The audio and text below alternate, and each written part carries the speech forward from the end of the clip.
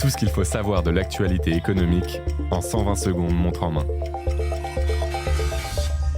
Les biens immobiliers atypiques, on le vend en poupe. En 2025, ce segment haut de gamme progresse de plus de 24% sur un an. Anciennes imprimeries, moulins, maisons d'architectes ou péniches séduisent des acheteurs guidés avant tout par le coup de cœur et souvent peu dépendants du crédit. Si certains sont prêts à dépenser plusieurs millions d'euros, le prix moyen s'établit autour de 550 000 euros. Ce n'est pas le budget qui définit l'atypique, mais la rareté et la qualité du bien, rappelle Julien Aussi, président fondateur du réseau d'agences Espace Typique.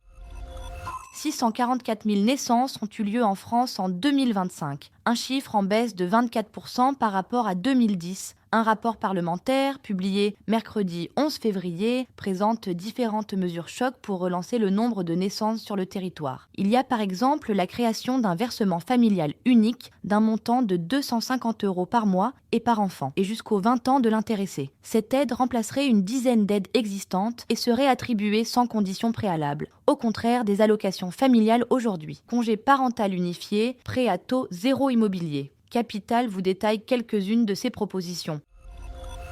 Vos courses bientôt plus chères ? Chaque début d'année, les industriels de l'agroalimentaire et la grande distribution se réunissent pour négocier les prix des produits alimentaires. Et cette fois encore, certaines étiquettes pourraient grimper, notamment à cause de mauvaises récoltes, comme pour le café. Autre menace, la disparition de certains produits des rayons si les hausses de prix sont jugées excessives par les enseignes. Les consommateurs seront fixés le 1er mars, date de fin des négociations.